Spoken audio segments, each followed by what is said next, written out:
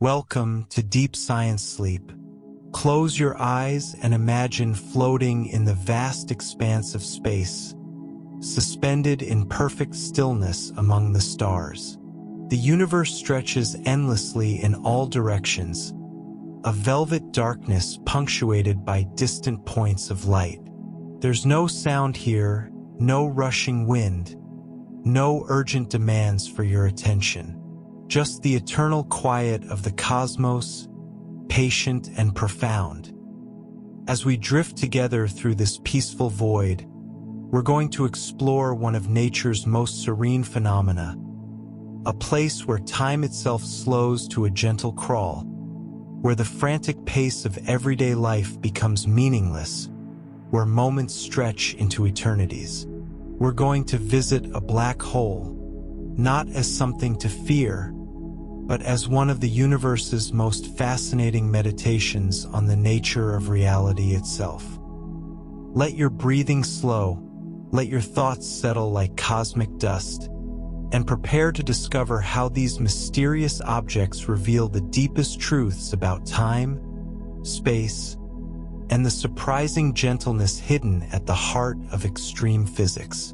The nature of time near black holes. Time is not the steady, unwavering metronome we often imagine it to be. It flows differently depending on where you are and how fast you're moving through space. Nowhere is this strange flexibility more apparent than near a black hole, where the very fabric of reality bends and stretches in ways that transform our understanding of existence itself. Imagine you're watching a clock that's slowly approaching the edge of a black hole while you remain safely far away. As that clock gets closer and closer to what scientists call the event horizon, something remarkable happens. The clock begins to tick more slowly from your perspective. Not because there's anything wrong with it, not because its mechanisms are failing, but because time itself is actually running slower in that region of intense gravity. The hands move with increasing sluggishness. The digital display changes more and more gradually, until finally, as the clock approaches the very boundary of the black hole, it appears to almost freeze completely. This isn't an illusion or a trick of perception. This is gravitational time dilation, one of the most thoroughly tested and verified predictions of Einstein's general theory of relativity. The mathematics are beautiful in their precision, describing exactly how the presence of massive objects warps the fabric of space-time itself. But you don't need equations to appreciate the profound implications. Time near a black hole genuinely passes at a different rate than time far away from it. A moment there is not equivalent to a moment here. To understand why this happens, we need to think about what gravity actually is according to Einstein's revolutionary insight. In the early 20th century, Einstein proposed that gravity isn't really a force pulling objects together, as Newton had described it. Instead, massive objects create curves and dimples in the fabric of space-time itself. Picture a heavy bowling ball placed on a stretched rubber sheet. The ball creates a depression, and if you roll a marble nearby, it will curve toward the bowling ball, not because of some mysterious attractive force, but simply because it's following the curved surface of the sheet. Black holes represent the most extreme version of this curvature. They're so incredibly massive and so incredibly dense that they create a pit in space-time so deep, so steep, that the very geometry of reality becomes dramatically distorted. And this distortion affects not just the paths that objects take through space, but also the rate at which they experience time. The closer you get to a black hole, the more pronounced this effect becomes. At modest distances, the time dilation might be barely noticeable, perhaps just a few microseconds difference over the course of years. But as you venture closer, the divergence grows. What seems like an hour to someone near the black hole might be several hours for someone far away. Closer still, and an hour near the black hole could equal days or weeks in the outside universe. And at the very edge of the event horizon, that boundary from which nothing can escape, the time dilation approaches infinity. This means something truly extraordinary. From the perspective of a distant observer, anything approaching a black hole appears to slow down more and more as it gets closer to the event horizon. A falling astronaut would seem to take forever to actually cross that boundary, their image growing dimmer and redder as the light struggling to escape becomes more and more stretched out, until finally they fade from view entirely, frozen at the precipice of the black hole for all eternity from that outside perspective. But here's where it gets even more interesting. From the perspective of that falling astronaut, something completely different happens. They don't experience any slowing of time at all. Their watch continues to tick at what seems like a perfectly normal rate. They look at their hands and they move normally. They breathe, and each breath takes the same amount of time it always has. From their reference frame, they would cross the event horizon in a finite, relatively brief period, experiencing no sense of the infinite time that seems to pass from the distant observer's viewpoint. This is one of the most mind-bending aspects of relativity. Two observers can have completely different but equally valid experiences of the same event. There's no universal clock keeping absolute time for the entire universe. Instead, time is local, personal, dependent on your motion and your position in gravitational fields. The mathematics of this phenomenon emerge from the Schwarzschild metric, a solution to Einstein's field equations that describes the spacetime geometry around a non-rotating spherical mass like a simple black hole. In this mathematical description, time and space are intimately connected, not separate dimensions but aspects of a unified four-dimensional spacetime. The presence of mass causes this four-dimensional fabric to curve, and that curvature manifests as both the paths objects follow through space and the rate at which they experience time. What's particularly fascinating is that we've confirmed these predictions with remarkable precision right here on Earth, even though our planet's gravity is incredibly weak compared to a black hole.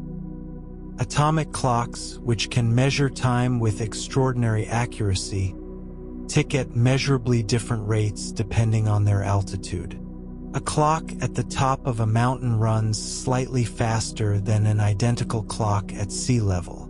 The difference is tiny, just a few nanoseconds per day, but it's real and measurable. GPS satellites orbiting Earth must account for this time dilation effect, or they would quickly accumulate errors that would make navigation impossible. Scientists have even demonstrated time dilation by flying atomic clocks on commercial airplanes. When compared to identical clocks that remained on the ground, the airborne clocks showed a measurable time difference, exactly as predicted by relativity. The astronauts living on the International Space Station experienced time at a slightly different rate than people on Earth's surface, though the effect is so small that it only amounts to a few milliseconds over the course of their entire mission. But these are gentle whispers of time dilation compared to the roar near a black hole. To truly appreciate the extreme nature of this phenomenon, consider a supermassive black hole like the one at the center of our Milky Way galaxy, Sagittarius A star. This behemoth contains roughly 4 million times the mass of our Sun, all compressed into a region small enough that if you could somehow survive near its event horizon, time would pass so slowly relative to the rest of the universe that centuries would elapse outside while you experienced only days. Or take an even more extreme example, inspired by the science behind the movie Interstellar, where physicist Kip Thorne worked to ensure scientific accuracy. In the film, the characters visit a planet orbiting very close to a supermassive black hole called Gargantua. Due to the intense time dilation, every hour spent on that planet's surface corresponds to 7 years passing for those far from the black hole's influence. While this represents an extraordinary degree of time dilation, Thorne's calculations showed it was theoretically possible for a sufficiently massive and rapidly rotating black hole. The implications of such extreme time dilation are profound and somewhat melancholy. If you could somehow orbit very close to a black hole's event horizon in a stable position and then return to Earth after what seemed like a brief visit, you would find that everyone you knew had long since passed away.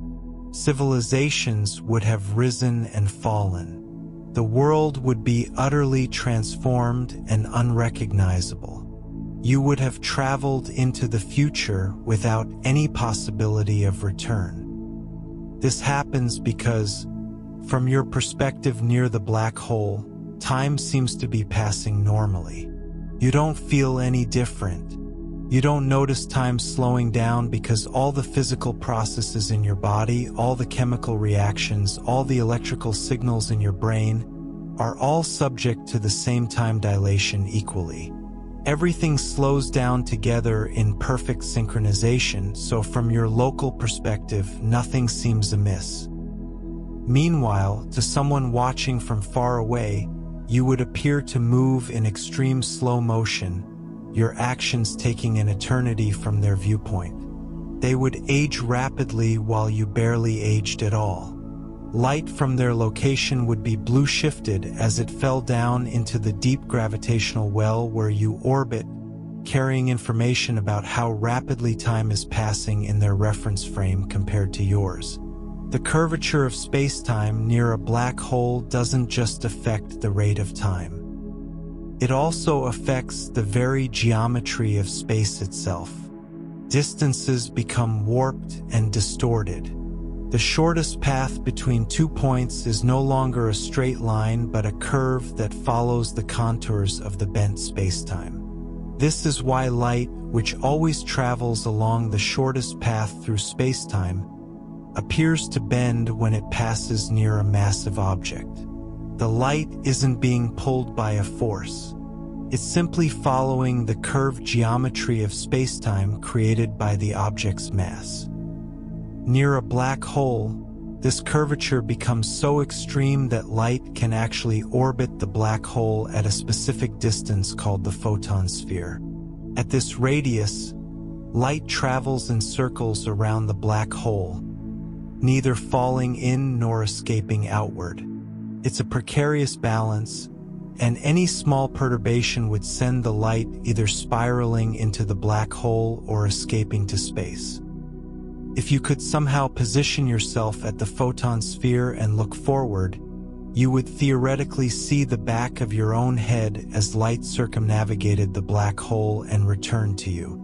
This interplay between time and space near black holes reveals something profound about the nature of reality. They're not separate, independent things. Time and space are two aspects of a unified whole, space-time, and the presence of energy and mass determines its shape. The seemingly solid, unchanging background of space and the steady forward march of time are both malleable, responsive to the distribution of matter and energy in the universe. For something as massive and compact as a black hole, this malleability becomes extreme enough to create effects that seem almost magical. Time slows, space warps. The distinction between past and future becomes blurred near the event horizon. Cause and effect take on strange characteristics when time isn't flowing uniformly for all participants in an interaction. Yet, despite all this strangeness, the physics is deterministic and well understood within the framework of general relativity. Scientists can make precise predictions about how much time will dilate at any given distance from a black hole of known mass. They can calculate exactly how long it would take to fall from any starting point to the event horizon, as measured both by a falling observer's clock and by a distant observer's clock. They can describe the paths that light rays will take as they pass near or orbit around the black hole. This predictability, this mathematical beauty underlying such bizarre phenomena, is part of what makes physics so compelling. The universe follows rules, even when those rules lead to outcomes that challenge our everyday intuitions about how reality should work. Black holes are laboratories for extreme physics, places where we can test our theories in conditions impossible to recreate anywhere else, and time again, those theories have proven accurate. As we float here in the peaceful void of space, contemplating these strange truths about time near black holes, there's something deeply calming about the realization that everything, even the flow of time itself, is flexible and context-dependent. Our experience of rushing through life, of time slipping away too quickly, of never having enough hours in the day, these are all just local perspectives. Time itself is patient, vast, and varied. Near a black hole, a moment can stretch into an eternity, and in that stretching, we find a kind of cosmic meditation on the nature of duration itself. Inside the event horizon of a black hole is perhaps the most famous boundary in all of physics. It represents a point of no return, a threshold beyond which escape becomes impossible, even for light itself. Yet despite its reputation, the event horizon is not a physical surface that you could touch or see. It's a geometric boundary in space-time, defined purely by mathematics and the curvature of space around the black hole's mass. To understand what the event horizon really is, imagine throwing a ball upward on Earth. The ball rises, slows, stops, and then falls back down. You threw it with a certain speed, but that speed wasn't enough to overcome Earth's gravitational pull permanently. If you could throw the ball faster, it would go higher before falling back. There exists a specific speed called escape velocity, at which the ball would never fall back at all. It would keep going forever, gradually slowing but never quite stopping, escaping Earth's gravitational influence completely. For Earth, this escape velocity is about 7 miles per second, or roughly 25,000 miles per hour. Now imagine a planet where the escape velocity is faster. A more massive planet or a denser one would have a higher escape velocity. If you compress enough mass into a small enough space, you can reach a point where the escape velocity equals the speed of light. Nothing in the universe can travel faster than light, not matter, not energy, not information of any kind. So once you've compressed mass to the point where the escape velocity exceeds light speed, you've created a region from which nothing can escape. That boundary, where the escape velocity exactly equals the speed of light, is the event horizon. For a non-rotating black hole, this boundary is a perfect sphere surrounding the central mass. Its radius is called the Schwarzschild radius, named after Karl Schwarzschild, who derived the solution to Einstein's equations describing this geometry while serving as a soldier in World War I. The formula for this radius is beautifully simple.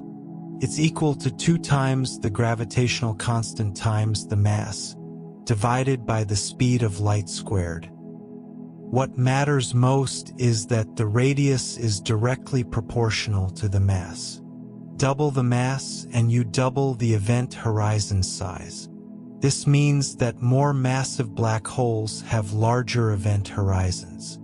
The black hole at the center of our galaxy, with its 4 million solar masses, has an event horizon about 17 times larger in diameter than our Sun. Truly supermassive black holes, containing billions of solar masses, have event horizons spanning millions or even billions of miles across.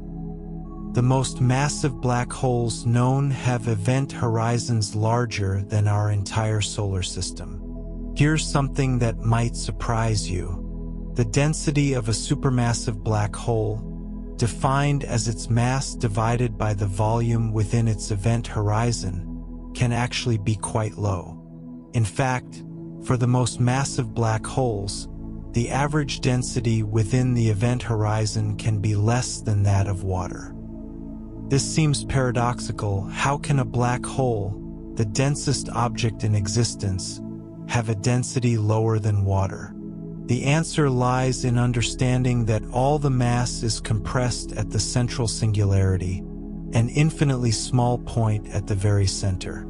The event horizon is just a boundary in space, not a physical object, and it can be quite far from that central point for massive enough black holes. This has a remarkable implication. If you were falling toward a supermassive black hole, you could cross the event horizon without experiencing anything particularly dramatic at that moment. There would be no barrier, no wall, no sensation of passing through anything. One moment you'd be outside the event horizon, and the next moment you'd be inside it, and you wouldn't necessarily feel any difference. The tidal forces at the event horizon of a supermassive black hole can be surprisingly gentle, less extreme than what you experience just standing on Earth's surface, where your feet are pulled slightly more strongly than your head. This is in stark contrast to smaller black holes. For a stellar mass black hole, one formed from the collapsed core of a dead star and containing perhaps 10 times the Sun's mass, the event horizon is only about 30 miles across. The tidal forces at this much smaller event horizon are violent and destructive. You would be torn apart well before reaching the boundary, stretched into a thin stream of atoms by the differential gravitational pull on different parts of your body. The event horizon is fundamentally a one-way membrane. Things can cross it going inward, but nothing can cross it going outward.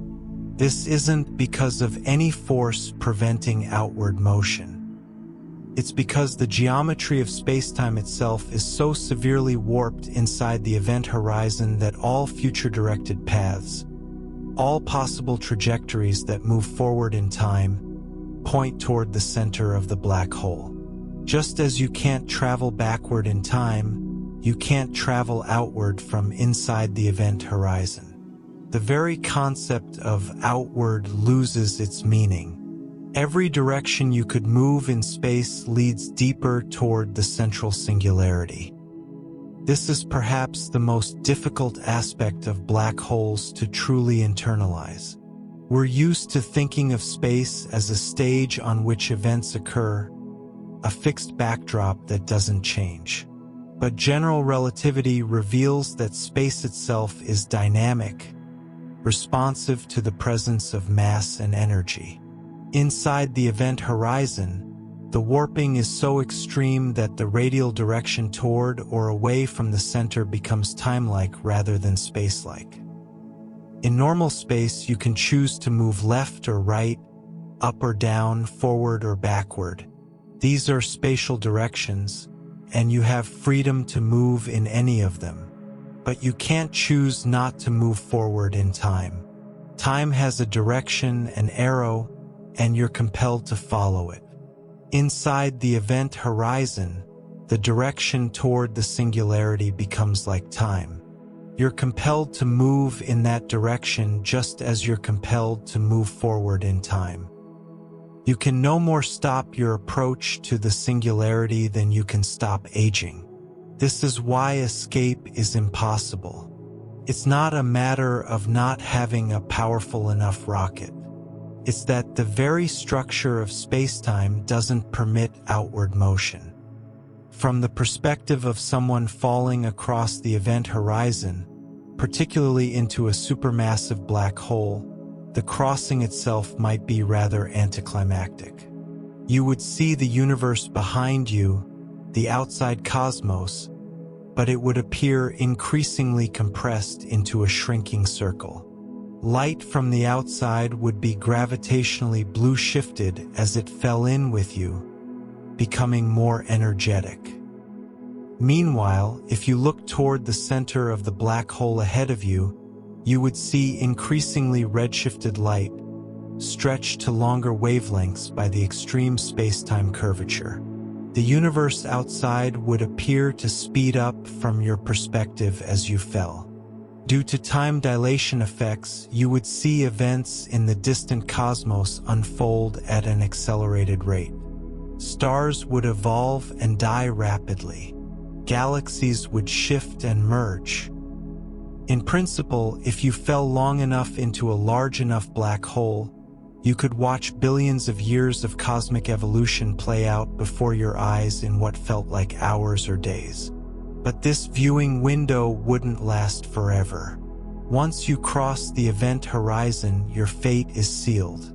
You will reach the central singularity in a finite amount of time, as measured by your own clock. For a stellar mass black hole, this would happen in a fraction of a second. For a supermassive black hole, you might have minutes or even hours, depending on the mass. What happens at the singularity is one of the great unknowns in physics. General relativity predicts that spacetime curvature becomes infinite there, that density becomes infinite, that the known laws of physics break down entirely. This is almost certainly not the complete story.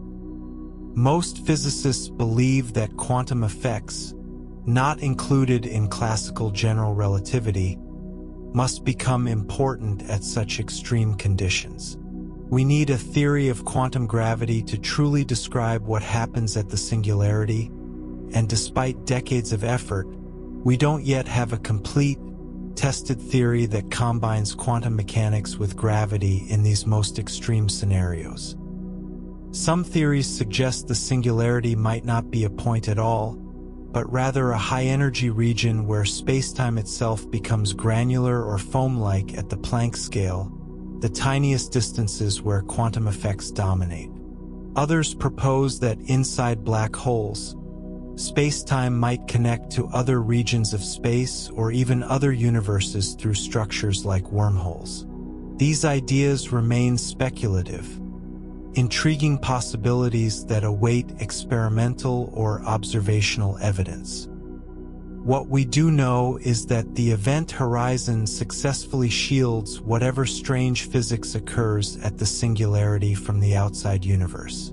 This is sometimes called cosmic censorship, the idea that singularities are always hidden behind event horizons. We never see a naked singularity, a point of infinite curvature visible to the outside cosmos. The event horizon acts as a protective barrier, ensuring that the breakdown of physics at the singularity doesn't affect the rest of the universe. From outside the event horizon, a black hole appears completely black, hence the name. It emits no light, reflects no light.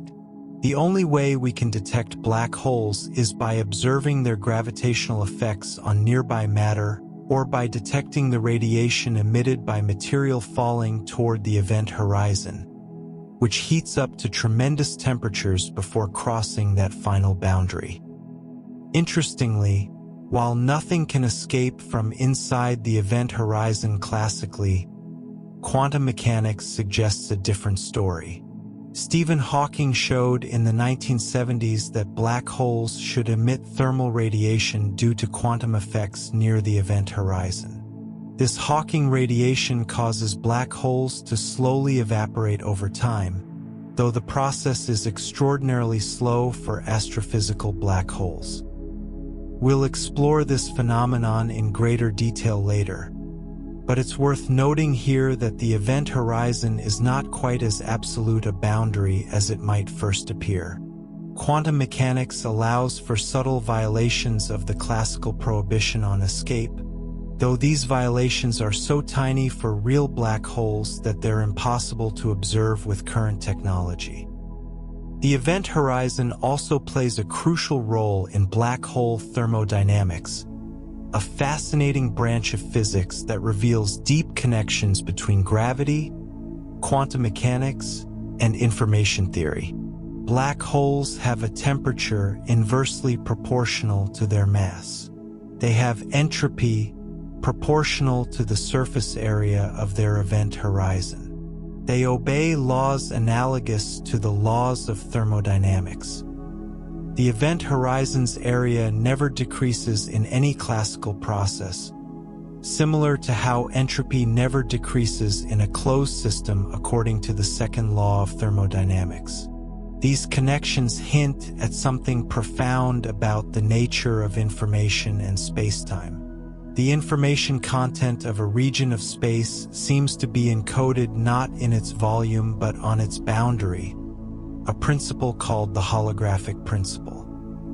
The event horizon of a black hole might be the fundamental example of this principle, a surface that encodes all the information about everything that has ever fallen into the black hole. As we contemplate the event horizon from our peaceful vantage point in space, there's something almost meditative about this ultimate boundary. It represents a threshold between the knowable and the unknown, between the universe we can observe and a realm forever hidden from view. It's a limit imposed not by technology or human ingenuity, but by the fundamental structure of spacetime itself. In a universe that often seems boundless and chaotic, the event horizon stands as a definitive border, absolute and unwavering. For a distant observer, the event horizon is forever approaching but never quite reached by infalling matter. For that matter itself, the horizon is a momentary threshold, crossed and left behind as the inexorable journey toward the singularity continues. These two perspectives, equally valid yet seemingly contradictory, encapsulate one of the most beautiful aspects of relativity, the idea that reality depends on the observer, that there is no single absolute truth about the unfolding of events, only a collection of viewpoints, each true within its own frame of reference. The gentle giants, supermassive black holes.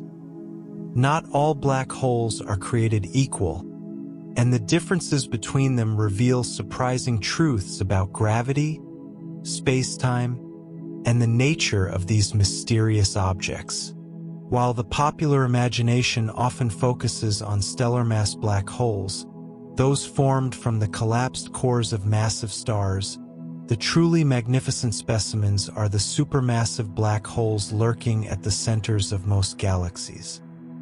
These giants contain not just dozens of solar masses but millions or billions of times the mass of our Sun.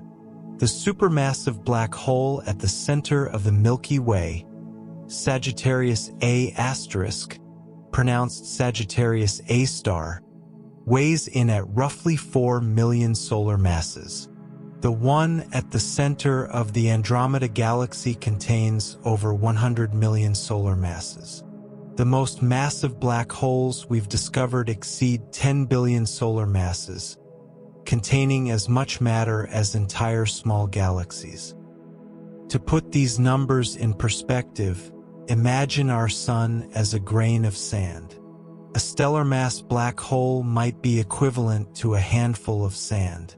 A supermassive black hole like Sagittarius A** would be equivalent to several dump trucks full of sand. And the most massive supermassive black holes would be like entire mountains worth of sand. Yet all of this mass is compressed to a region smaller than our solar system, creating gravitational fields of almost incomprehensible strength. But here's the paradoxical part. the characteristic that earns supermassive black holes the description gentle giants. Despite their tremendous mass, the tidal forces at the event horizon of a supermassive black hole are surprisingly mild. In fact, they can be less extreme than what you experience right now on Earth's surface. Tidal forces arise from the difference in gravitational pull on two separated points. On Earth, gravity pulls slightly harder on your feet than on your head because your feet are slightly closer to Earth's center. This difference is tiny and barely noticeable, but it's real. Near a black hole, these tidal forces can become extreme, but the key factor isn't just the total mass. It's the size of the event horizon relative to that mass. For a supermassive black hole, the event horizon is enormous, millions of miles across in many cases. The gradient of the gravitational field, the rate at which it changes with distance, is much more gradual across such a large event horizon. This means the difference in gravitational pull between your head and feet, if you were falling into a supermassive black hole feet first, would be relatively small as you cross the event horizon. In fact, scientists have calculated that for a black hole containing about 10 million solar masses, the tidal force you'd experience at the event horizon would be roughly similar to what you feel standing on Earth's surface. Your feet would pull a bit harder than your head, but not enough to cause discomfort or injury. You could cross the event horizon and survive for at least a brief time afterward, experiencing the strange reality inside a black hole before eventually succumbing to the increasing tidal forces as you fell toward the central singularity. This is in stark contrast to stellar mass black holes. These smaller cousins, with masses typically ranging from about 5 to 100 times the Sun's mass, have event horizons only dozens of miles across. The gravitational gradient is much steeper. The difference in pull between your head and feet becomes enormous, millions of times Earth's surface gravity.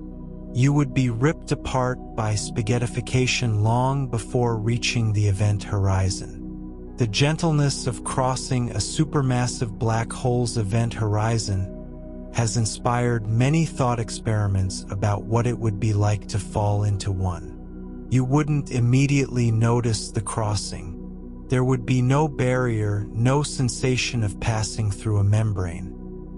The stars behind you would appear in an ever-shrinking circle as your view of the outside universe became compressed by the warped geometry. The darkness ahead would deepen, but you wouldn't feel crushed or stretched at that moment.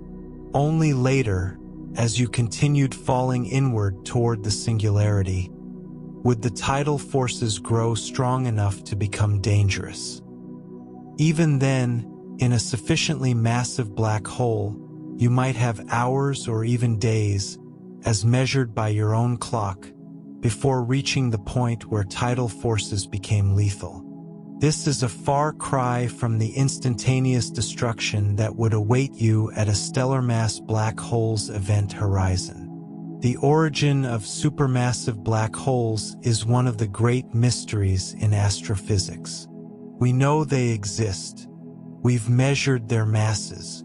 We've even photographed the glowing material swirling around them. But we're not entirely sure how they formed in the first place. The problem is one of time. We observe supermassive black holes in the centers of galaxies that existed when the universe was very young, less than 1 billion years after the Big Bang. These black holes already contained millions or billions of solar masses. How did they grow so large so quickly? A stellar mass black hole, starting with perhaps 10 solar masses, would need to consume an enormous amount of material to reach millions of solar masses. There's a natural limit to how fast a black hole can grow, called the Eddington limit. When material falls toward a black hole and forms an accretion disk, that material heats up and emits radiation. This radiation exerts outward pressure that pushes against infalling material, limiting how fast the black hole can accrete mass. Even at the maximum possible rate, it would take many billions of years for a stellar mass black hole to grow to millions of solar masses. Yet we see supermassive black holes that formed in far less time. Several competing theories attempt to explain this. One possibility is that supermassive black holes didn't grow from stellar mass seeds at all. Perhaps in the early universe, before the first stars formed, huge clouds of gas collapsed directly into massive black holes, starting with hundreds of thousands or millions of solar masses right from the beginning. These seed black holes could then grow more gradually to the sizes we observe.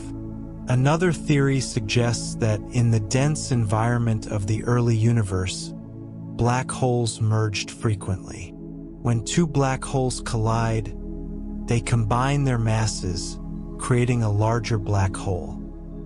If this happened often enough in the crowded cores of young galaxies, it might explain the rapid growth we observe. Recent observations of gravitational waves, ripples in spacetime produced by merging black holes, have shown that such mergers definitely occur, lending some support to this idea. There may also be some combination of these processes at work: direct collapse creating massive seeds, rapid accretion pushing against the Eddington limit, and frequent mergers all contributing to the growth of supermassive black holes in the early universe. The truth likely involves aspects of all these mechanisms, along with physical processes we haven't yet fully understood. What we do know is that supermassive black holes play a crucial role in galaxy formation and evolution. They're not passive residents at galactic centers. They actively influence their surroundings through powerful processes. When material falls into a supermassive black hole, the accretion disk can emit tremendous amounts of energy, sometimes outshining the entire galaxy of stars surrounding it. These actively feeding black holes power what we call active galactic nuclei, or AGN, some of the brightest and most energetic objects in the universe. The energy output from an active galactic nucleus can be so intense that it drives powerful winds of hot gas out of the galaxy, regulating star formation and influencing the evolution of the galaxy as a whole. There appears to be a relationship between the mass of a galaxy's central supermassive black hole and the properties of the galaxy itself, particularly the motion of stars in the central bulge. Somehow, the black hole and its host galaxy grew together, influencing each other's development. Our own Milky Way's supermassive black hole, Sagittarius A*, is currently rather quiet. It's not actively consuming much material right now, so it doesn't shine as brightly as the supermassive black holes in active galaxies.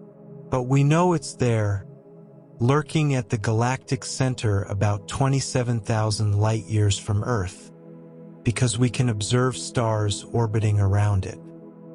Astronomers have tracked the motions of stars near the galactic center for decades, watching them whip around an invisible object at tremendous speeds. The closest stars we've observed complete their orbits in just 16 years, moving at speeds up to about 2% of the speed of light. By measuring these orbits with extraordinary precision, scientists have determined that the central mass must be about 4 million times the Sun's mass, compressed into a region smaller than Mercury's orbit around the Sun. The only known object that can pack so much mass into so small a space is a black hole.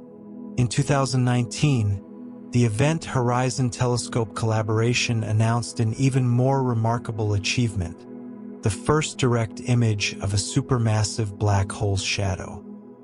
Using a network of radio telescopes spread across the globe, effectively creating an Earth-sized telescope, they captured the image of the supermassive black hole at the center of the galaxy Messier 87, located about 55 million light-years away.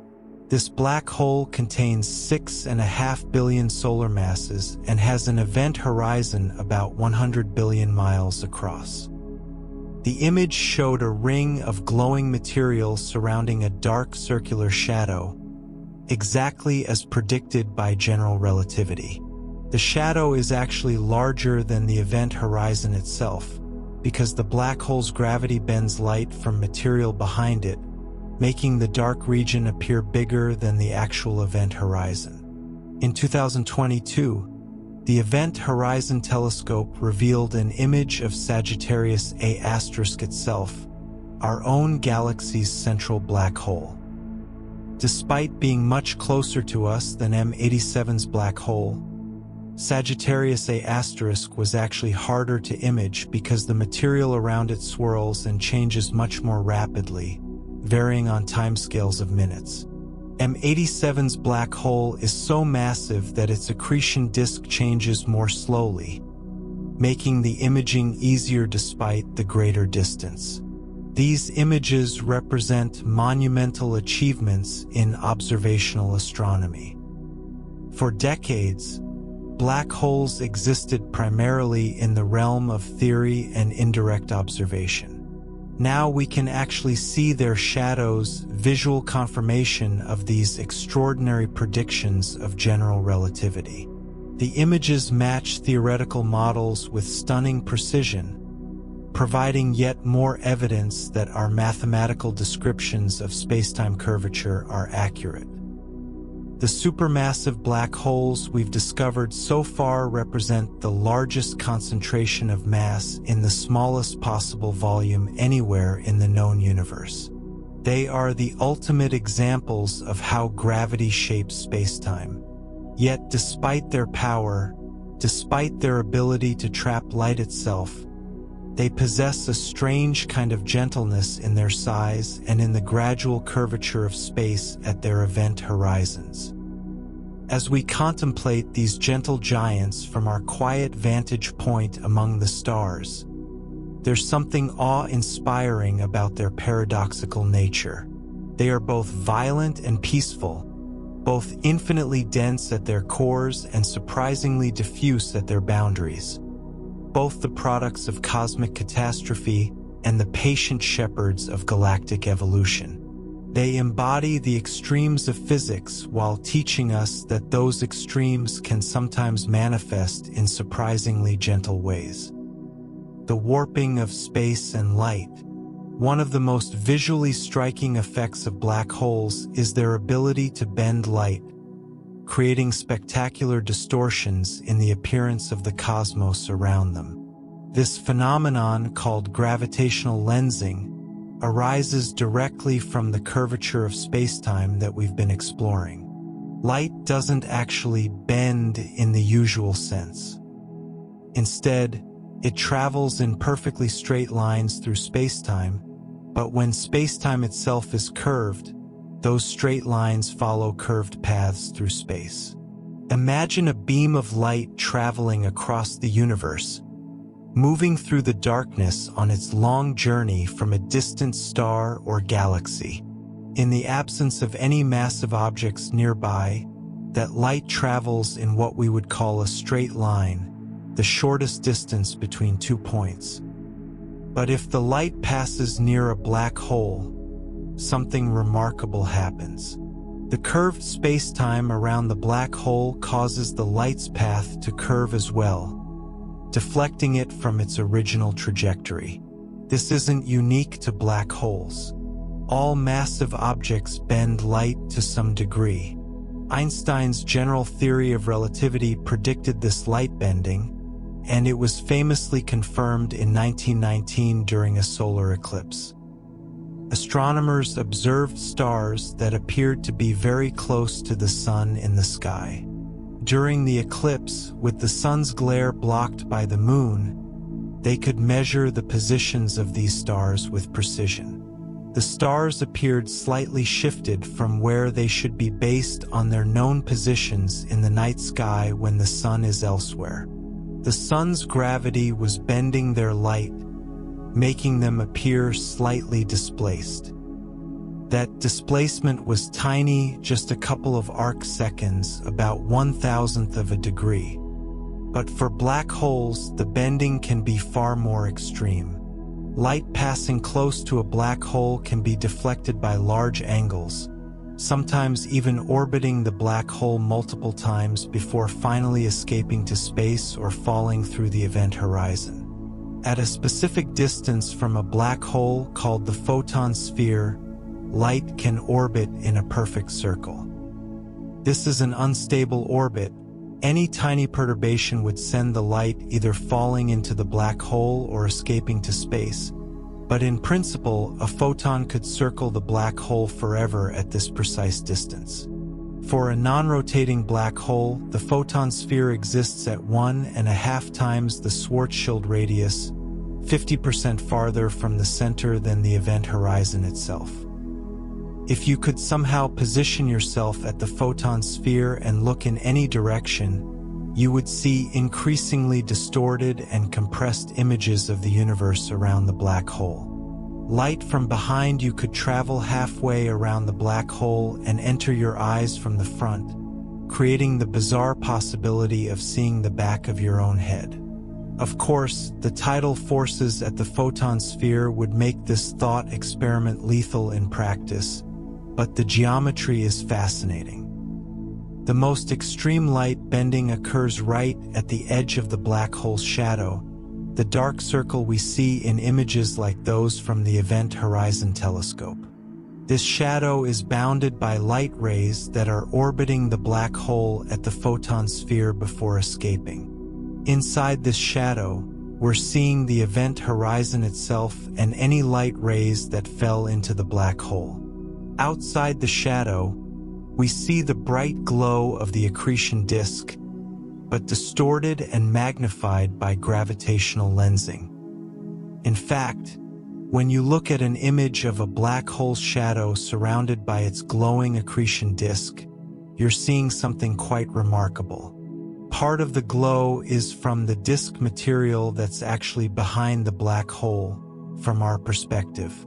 The black hole's gravity bends light from the far side of the disk up and over the top, or down and under the bottom, creating a visual effect where we see material from both the front and back of the disk simultaneously. The disk appears to have a distinctive asymmetry, brighter on one side than the other, due to Doppler effects from the disk's rotation and relativistic beaming of light from material moving near the speed of light. Gravitational lensing isn't just an interesting visual effect. It's also a powerful tool for astronomy. When light from a very distant galaxy passes by a massive object like a galaxy cluster or a black hole on its way to us, the lensing effect can magnify and brighten that distant galaxy, allowing us to see objects that would otherwise be too faint and far away to detect.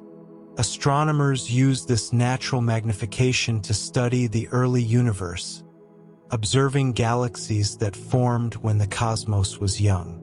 In some cases, gravitational lensing creates multiple images of the same background object. If the alignment is just right, a distant quasar or galaxy might appear as 2, 3, or even 4 separate images arranged around the lensing mass. Each image shows the same object at slightly different times because the light took different paths to reach us, and those paths have different lengths. This time delay can be used to measure cosmic distances and study the expansion rate of the universe. In the most perfect alignments, gravitational lensing creates an Einstein ring, a complete circle of light surrounding the lensing object. This happens when the background source, the lens, and the observer are precisely lined up. The light from the background source is spread out into a ring by the lensing effect, creating one of nature's most beautiful geometric phenomena. For black holes specifically, Einstein rings appear right at the boundary of the shadow, where light rays that have orbited the photon sphere before escaping create a thin, bright ring. In the Event Horizon Telescope images, this ring is the most prominent feature, the glowing circle surrounding the dark shadow. It's sometimes called the black hole's photon ring, and it encodes information about the black hole's mass, spin, and the properties of space-time around it. The color of light is also affected by gravitational lensing through an effect called gravitational redshift. Light climbing out of a deep gravitational well loses energy, and since a photon's energy is related to its frequency and color, this energy loss manifests as a shift toward redder, lower frequency light. Conversely, light falling into a gravitational well gains energy and shifts toward bluer, higher frequency light. This means that light from material orbiting close to a black hole will be redshifted as it climbs out of the black hole's gravitational well to reach a distant observer. The material itself might be emitting optical light or ultraviolet light due to its tremendous temperature, but by the time that light escapes to space, it might be shifted all the way into the infrared or even radio wavelengths. This gravitational redshift is in addition to any Doppler shift from the material's motion and any cosmological redshift from the expansion of the universe. The combination of gravitational lensing, gravitational redshift, Doppler shifts from orbital motion, and relativistic beaming creates a complex pattern of light and shadow around black holes. Modeling these effects accurately requires sophisticated computer simulations that solve the equations of general relativity, tracking the paths of millions of light rays as they navigate the curved spacetime around the black hole. These simulations have been crucial for interpreting observations. When the Event Horizon Telescope produced its images of black holes, scientists compared them to enormous libraries of simulated images, testing different black hole masses, spins, viewing angles, and accretion disk models. The close match between observations and theoretical predictions based on general relativity provides strong evidence that our understanding of how gravity works in these extreme environments is fundamentally correct. Gravitational lensing can also serve as a tool for detecting black holes that we can't see directly. If a black hole passes between us and a background star, the black hole's gravity will lens the star's light, briefly magnifying it. By carefully monitoring millions of stars and looking for these temporary brightening events, astronomers can detect isolated black holes drifting through the galaxy, objects that would otherwise be completely invisible. This technique, called microlensing, has been used to find several candidate black holes. The duration and shape of the brightening event encodes information about the mass of the lensing object. If the mass is too large to be a star but too small to be a galaxy cluster, and if no visible object is present at that location, a black hole is the most likely explanation. The warping of light around black holes creates views of the universe that would be literally unimaginable without Einstein's insights into the nature of gravity. The familiar stars and galaxies are stretched, multiplied, brightened, dimmed, colored differently, all by the profound curvature of space-time. In a very real sense, a black hole acts as a lens, one of nature's own telescopes, albeit a very strange one that distorts rather than clarifies. As we float here in the peaceful void, imagining these bizarre visual effects, there's something deeply satisfying about the idea that light, the fastest thing in the universe, the ultimate traveler across cosmic distances, still must bow to the curvature of space-time. Even light cannot escape the geometric destiny laid out by the mass and energy distributed throughout space. The paths it takes, the colors it assumes, the patterns it creates, all reflect the underlying shape of reality itself. This interplay between light and gravity reminds us that what we see is always a construction, a mental image built from photons that have followed their own curved journeys through space-time to reach our eyes. The universe we perceive is filtered through the geometric structure of space itself, and nowhere is that filter more dramatic than near a black hole, where space-time curves so sharply that the very concept of straight ahead becomes meaningless. The accretion disk symphony. While black holes themselves emit no light, many of the brightest objects in the universe owe their luminosity to black holes. This paradox is resolved when we understand the magnificent structures that form around black holes as they feed, swirling disks of superheated material spiraling inexorably toward the event horizon.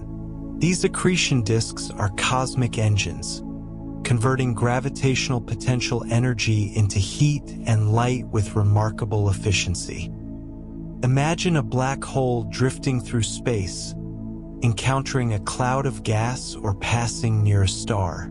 The black hole's immense gravity begins pulling on this material, drawing it inward. But typically, the material doesn't fall straight in. Just like water circling a drain, the infalling matter has some angular momentum, some amount of rotation, that causes it to spiral rather than plunge directly toward the center. As this material spirals inward, it forms a flattened disk in the equatorial plane of the black hole, similar to how the planets in our solar system orbit the Sun in a disk-like configuration. This is the accretion disk, a structure of gas, dust, and sometimes larger chunks of material, all orbiting the black hole in a cosmic dance. The inner parts of the disk orbit faster than the outer parts, following Kepler's laws of orbital motion. This differential rotation creates friction between adjacent regions of the disk. Neighboring parcels of gas moving at different speeds rub against each other, and this friction generates heat.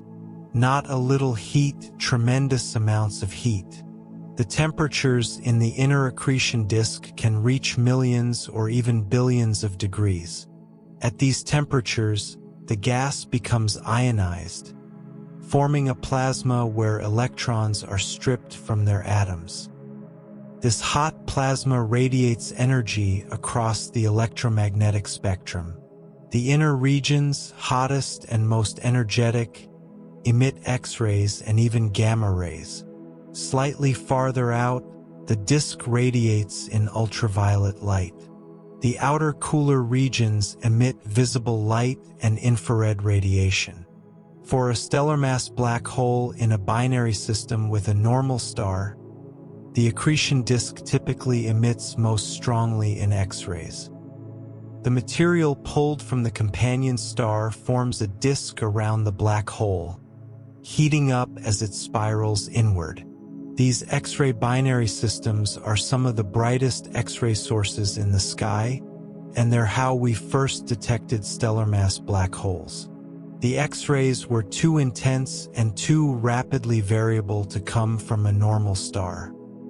The only explanation was an extremely compact object, either a neutron star or a black hole, and by measuring the mass of the invisible companion through its gravitational effects on the visible star, astronomers could determine whether it exceeded the maximum mass for a neutron star, in which case it must be a black hole.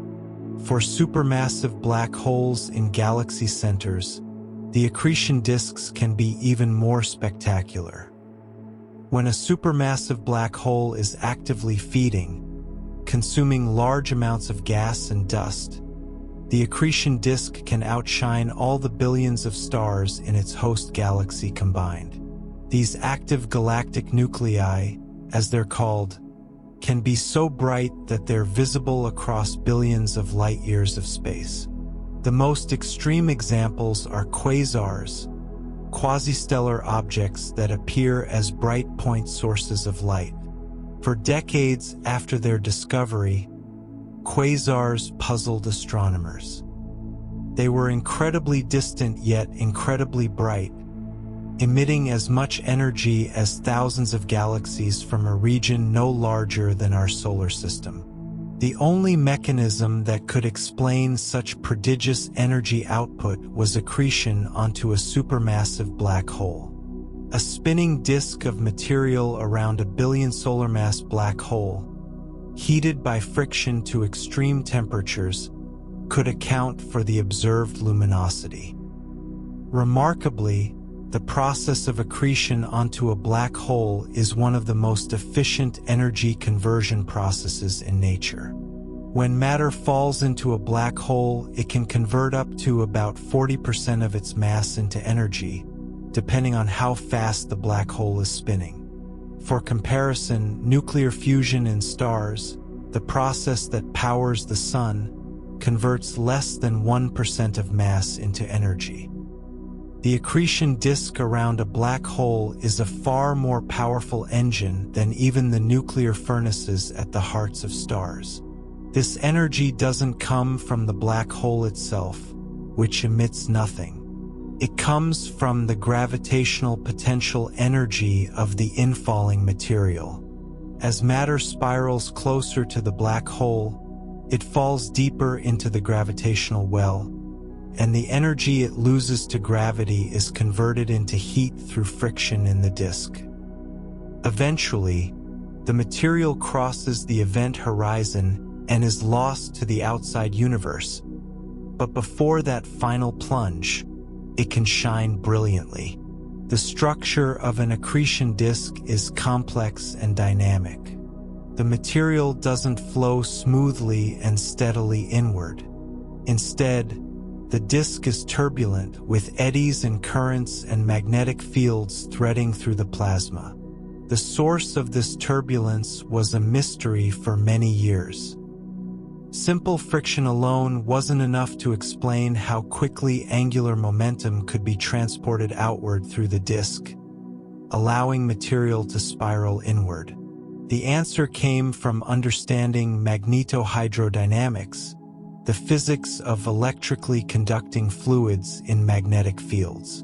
The plasma in the accretion disk contains charged particles, and when these move, they generate magnetic fields. These magnetic fields can become twisted and tangled by the differential rotation of the disk, creating a process called the magnetorotational instability. This instability generates turbulence that efficiently transports angular momentum outward, allowing the accretion process to proceed. In some cases, the magnetic fields threading through the disk can become organized into structures that launch powerful jets of material perpendicular to the disk, shooting out from the poles of the black hole at speeds approaching the speed of light. These relativistic jets can extend for thousands or millions of light years, creating some of the largest structures in the universe.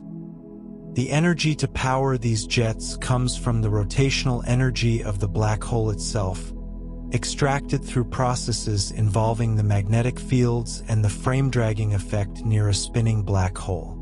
Observing accretion disks directly is challenging because they're typically far away and quite small, even for supermassive black holes. The Event Horizon Telescope images show the accretion disk indirectly through the light it emits, but they don't resolve the detailed structure. However, astronomers can study accretion disks through the variability of the light they emit and through the detailed spectral signatures of different emission processes. X-ray observations have revealed quasi-periodic oscillations in the brightness of some black hole systems, rapid flickering on timescales of milliseconds to seconds. These oscillations are thought to arise from material in the inner accretion disk, and their frequencies encode information about the strong gravitational field very close to the event horizon. By studying these oscillations, astronomers can test predictions of general relativity in regions where space-time curvature is extreme. The accretion disk also imprints characteristic signatures on the spectrum of light it emits. In particular, iron atoms in the disk absorb and re-emit X-rays at a specific energy, creating an emission line in the X-ray spectrum. But this emission line is dramatically distorted by the extreme conditions near the black hole.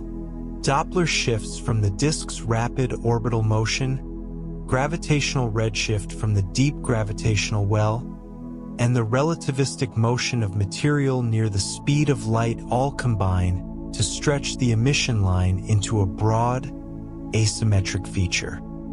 The exact shape of this distorted iron line depends on the black hole's mass and spin, providing another way to measure these fundamental properties. Not all black holes have prominent accretion disks. If a black hole is isolated, far from any source of material to consume, it will be truly dark and invisible. Our own galaxy's supermassive black hole, Sagittarius A*, is relatively quiet, with only a weak accretion flow. It's not completely inactive, it occasionally flares up briefly, but it's not the blinding beacon that active galactic nuclei are. This is fortunate in a way. If Sagittarius A* were actively accreting at a high rate, the center of the Milky Way would be flooded with X-rays and other energetic radiation that could be detrimental to life in the galaxy. Accretion disks are not stable, unchanging structures. They vary on many timescales, from milliseconds to years. The variability can be dramatic, with brightness changes of factors of 10 or more over relatively short periods. Some of this variability is intrinsic to the chaotic turbulence in the disk. Some arises from changes in the rate at which material is being supplied to the disk from outside. And some may come from instabilities that cause parts of the disk to suddenly dump large amounts of material into the black hole in an accretion event. In binary systems where a black hole is pulling material from a companion star, the accretion rate can vary depending on the orbital configuration. As the stars orbit each other, the gravitational pull changes, affecting how much material is transferred. Some systems show regular outbursts where the accretion disk suddenly brightens dramatically before fading again, creating a predictable cycle of activity. The study of accretion disks has revealed deep connections between seemingly different types of astrophysical objects. The same basic physics governs accretion onto stellar mass black holes in X-ray binaries, accretion onto supermassive black holes in active galactic nuclei, accretion onto neutron stars, and even accretion onto white dwarfs. While the scales differ enormously, the fundamental processes of orbital motion, friction, heating, and radiation are universal. This universality is deeply satisfying from a scientific perspective. It means that by studying nearby bright X-ray binaries where we can see rapid variability and detailed spectra, we can learn about the physics that also governs the much more distant and much more massive supermassive black holes in galaxy centers. The universe, for all its variety, operates according to consistent physical principles. As we contemplate these glowing disks of superheated plasma from our quiet vantage point, there's something both violent and graceful about the whole process. Material spirals inward in an ancient cosmic dance. Friction converts orbital motion into heat and light, and for a brief moment before crossing the event horizon, the material shines with a brilliance that can outshine billions of stars. It's a final brilliant performance before the eternal darkness beyond the event horizon. The accretion disk is the black hole's announcement to the universe. Though the black hole itself is invisible, The disk proclaims its presence, a glowing herald around a dark sovereign. In the swirling plasma, in the twisted magnetic fields, in the jets of relativistic particles, we see the power of gravity made visible, the architecture of curved spacetime expressed in fire and light. Spaghettification and tidal forces. There's a phenomenon associated with black holes that has captured the popular imagination perhaps more than any other: spaghettification. The name is whimsical, but the physics is profound, and understanding it requires grasping what tidal forces are and why they become so extreme near compact objects. Tidal forces arise from the simple fact that gravity gets stronger as you get closer to a mass. On Earth's surface, your feet are slightly closer to Earth's center than your head, so they're pulled with slightly more force. This difference is tiny, just a fraction of a percent, and you don't notice it. But it's real, and it's responsible for many important phenomena. The most familiar example is the ocean tides themselves, from which tidal forces get their name.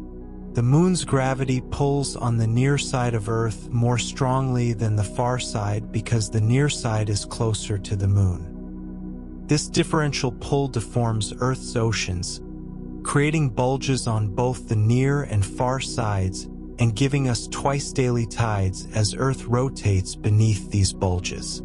The strength of tidal forces depends on how rapidly gravity changes with distance, which in turn depends on how compact the gravitating object is. For a given mass, a more compact object creates stronger tidal forces at a given distance from its surface. This is why white dwarfs and neutron stars, despite being much less massive than normal stars, create much stronger tidal forces. All their mass is compressed into a much smaller volume. Black holes represent the ultimate extreme. All the mass is compressed to an infinitely small point, the singularity, creating the strongest possible tidal forces for a given mass. For stellar mass black holes with event horizons only dozens of miles across, these tidal forces become devastating at distances far from the event horizon. The term spaghettification describes what would happen to you if you fell feet first toward a stellar mass black hole. The gravitational pull on your feet would be so much stronger than the pull on your head that you would be stretched vertically like a piece of spaghetti. Simultaneously, you would be compressed horizontally, squeezed from the sides, because both sides of your body would be pulled toward the center of the black hole, making you thinner as well as longer. This stretching and squashing would not be gentle. For a black hole of 10 solar masses, the tidal forces would become strong enough to rip a human body apart at a distance of several hundred miles from the event horizon, well before you reached the point of no return. The forces would first tear you apart at your weakest points, the joints and soft tissues. Your molecular bonds would be overstressed, your cellular structure disrupted. Eventually, you would be reduced to a stream of atoms, and then to a stream of subatomic particles, all spiraling inexorably toward the singularity. But here's the fascinating part. For supermassive black holes, this fate can be delayed or even avoided entirely, at least at the event horizon. The tidal forces depend on how rapidly gravity changes, and for a supermassive black hole with an event horizon millions of miles across, that change is much more gradual. Scientists have calculated that for a black hole containing about 10 million solar masses, the tidal forces at the event horizon would be approximately equal to what you experience standing on Earth's surface. Your head would weigh slightly less than your feet, but the difference would be gentle enough that you'd hardly notice. You could cross the event horizon intact, experiencing the bizarre reality inside a black hole, if only briefly, before eventually succumbing to stronger tidal forces deeper inside. This is one of the most counterintuitive aspects of black holes. The smaller ones are more dangerous from a tidal force perspective, while the larger ones are gentler. A black hole containing 1 billion solar masses would have such mild tidal forces at its event horizon that you might not notice anything unusual at all as you cross the boundary. Of course, this doesn't mean supermassive black holes are safe. Once inside the event horizon, you would continue falling toward the singularity, and the tidal forces would grow stronger the closer you got. Eventually, you would meet the same fate as you would with a smaller black hole, just later in your journey. But the event horizon crossing itself could be relatively benign. The mathematics of tidal forces follows from the inverse square law of gravity. The gravitational force is proportional to mass divided by the square of the distance.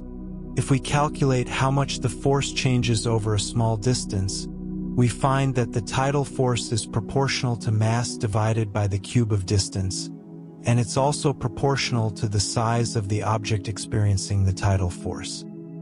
This cubic dependence on distance means that tidal forces fall off very rapidly as you move away from a compact object.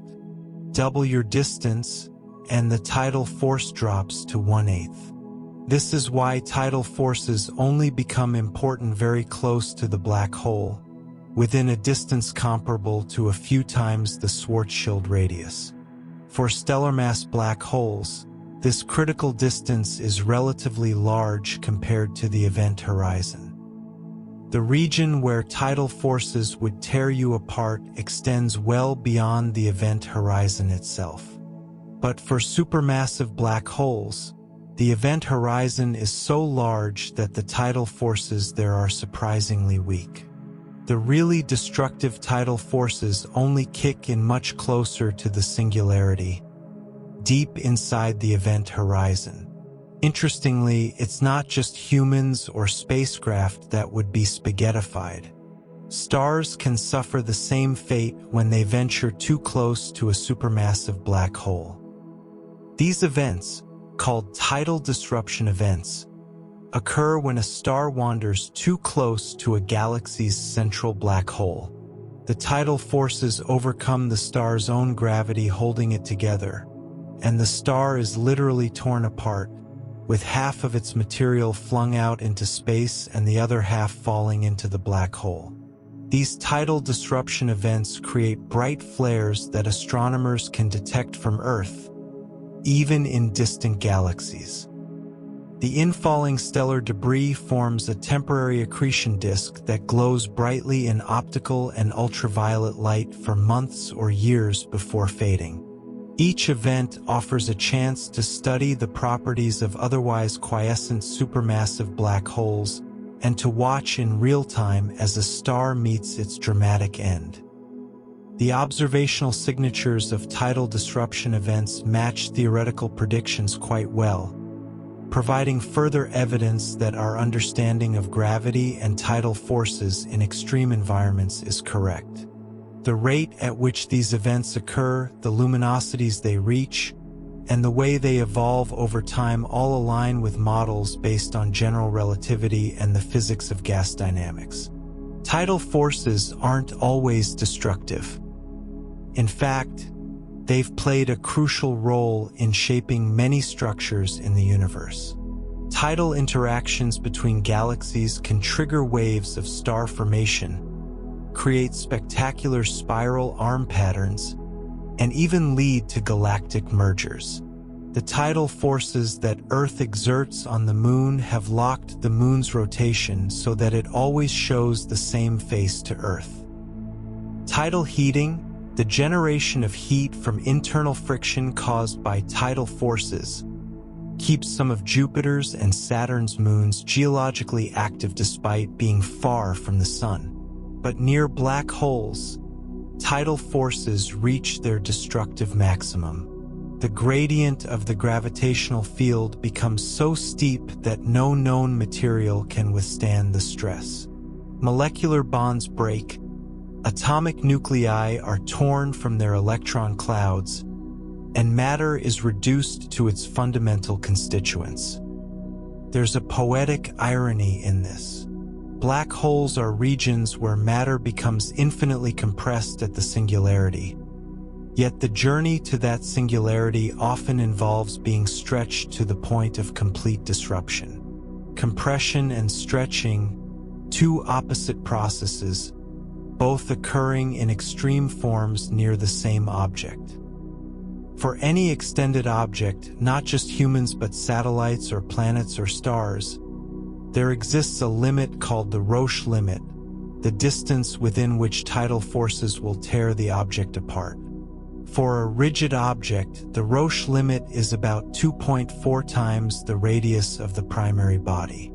For fluid objects like stars, it's even larger, about 2.9 times the radius. These limits were worked out in the 19th century to explain the rings of Saturn, which exist within Saturn's Roche limit where moons cannot hold themselves together against tidal forces. Near black holes, these classical Roche limits are modified by the relativistic nature of gravity. But the basic principle remains. If you approach too closely, you will be destroyed by tidal forces. The only question is where that boundary lies, and for stellar mass black holes, it lies well outside the event horizon, while for supermassive black holes, it can lie deep within the event horizon. As we float peacefully in space, contemplating the stretching and squeezing that awaits any matter that ventures too close to a black hole, there's something almost meditative about the inexorability of it all. Tidal forces are not malicious or intentional. They're simply the geometric consequence of how gravity varies with distance in curved spacetime.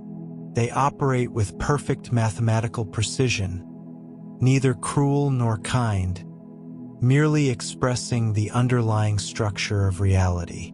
The universe contains extremes, regions where the gentle rules we experience daily break down into forces that can tear stars apart. Yet these extremes follow laws, predictable patterns that we can describe with equations. In the stretching of spaghettification, we see both the violence and the order of nature, the destructive power of gravity balanced by the elegant mathematics that describes it. Types and sizes of black holes. Black holes are not all the same. They come in different sizes, formed through different processes, and they inhabit different environments. Understanding this diversity reveals much about stellar evolution, galactic formation, and the history of the universe itself. The most common type, at least in terms of our understanding of formation mechanisms, is the stellar mass black hole. These form when massive stars reach the end of their lives and explode as supernovas.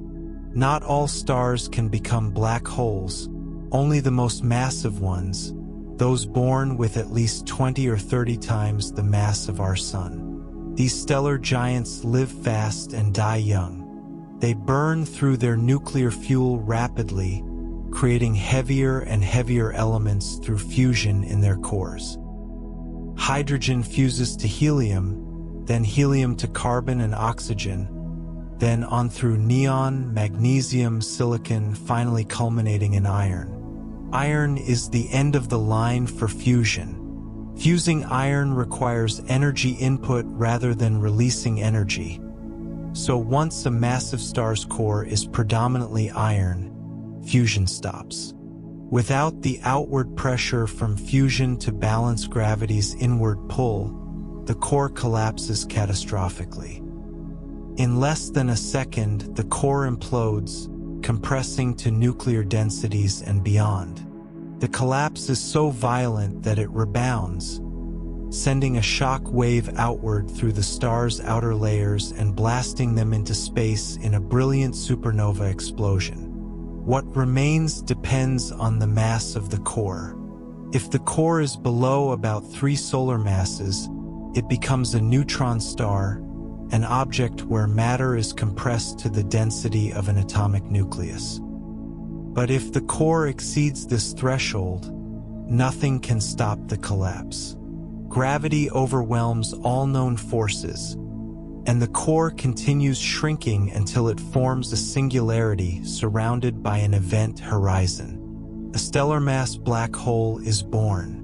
These stellar mass black holes typically range from about 3 to perhaps 100 solar masses.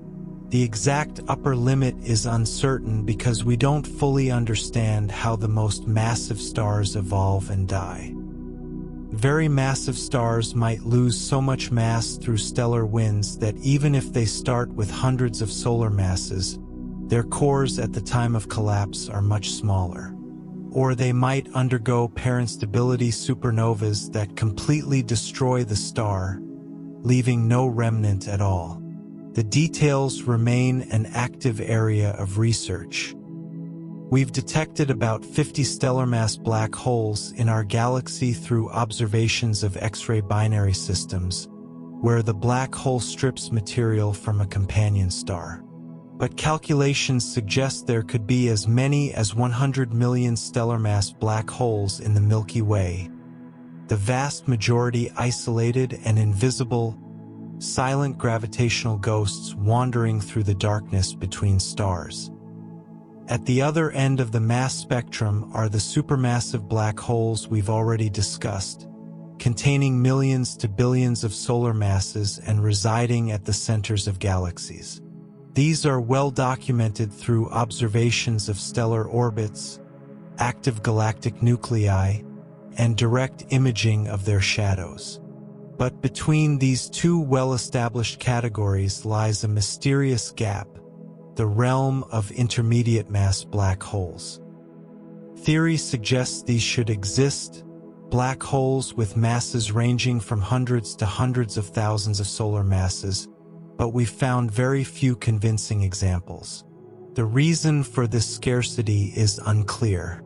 Perhaps the formation mechanisms that create stellar mass black holes and supermassive black holes simply don't operate efficiently at intermediate masses.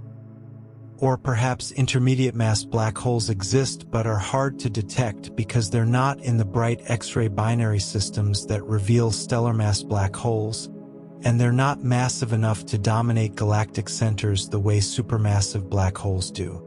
Some candidates have been found in dense star clusters. These globular clusters, spherical collections of millions of old stars, might harbor intermediate mass black holes at their centers. The evidence is indirect, based on the motions of stars near the cluster centers and on occasional X-ray emissions, but it's suggestive. If intermediate mass black holes exist in significant numbers, they could serve as the missing link in black hole evolution. Perhaps supermassive black holes don't grow from stellar mass seeds, but rather from intermediate mass black holes that formed in the early universe. Or perhaps intermediate mass black holes formed through the mergers of many stellar mass black holes in dense stellar environments.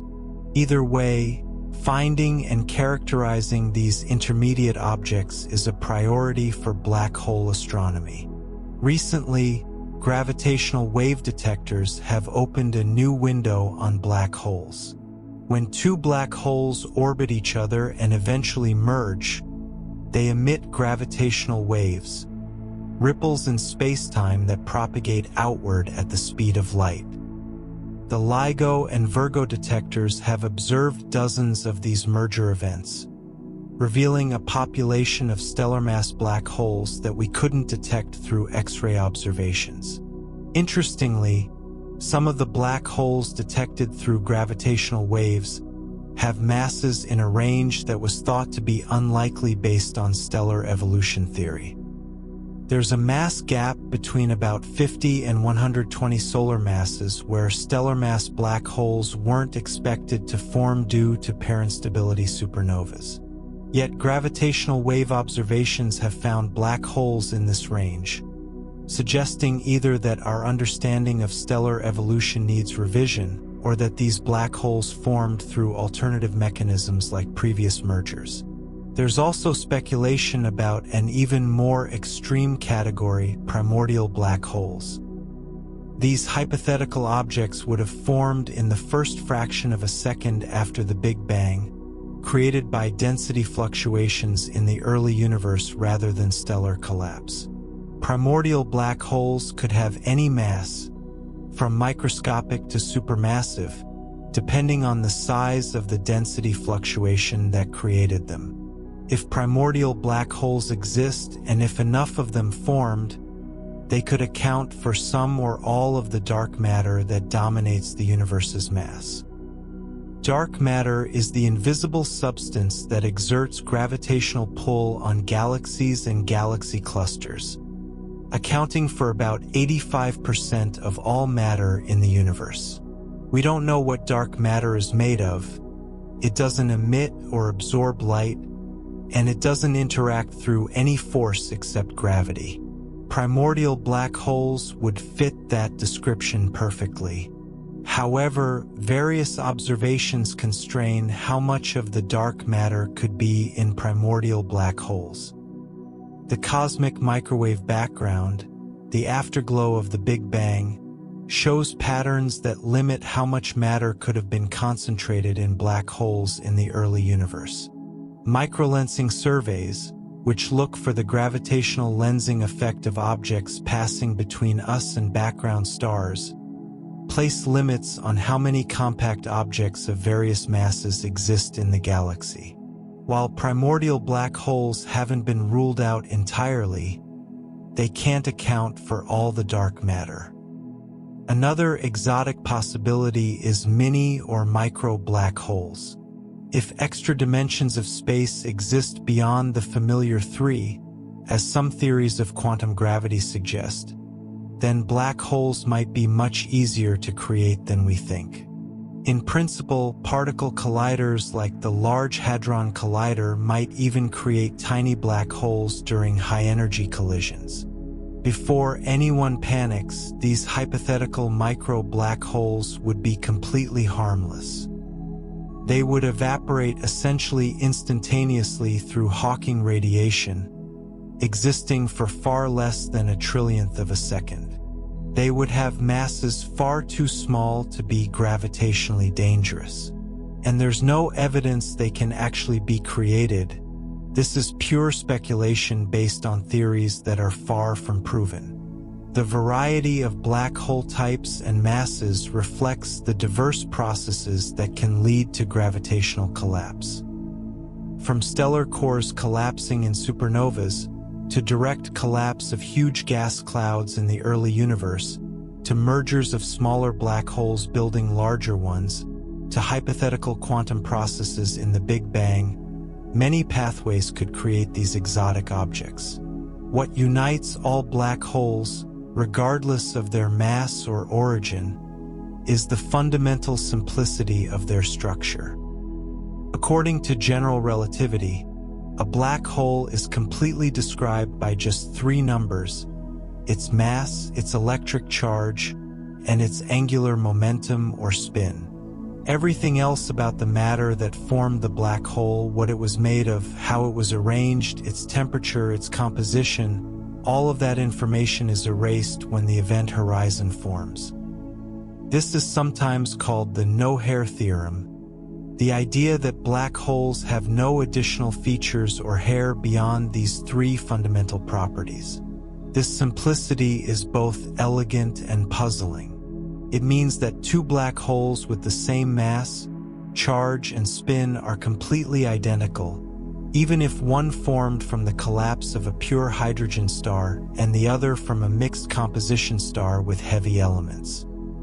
All the complexity and individuality of the progenitor is lost, replaced by the stark mathematical purity of a black hole spacetime.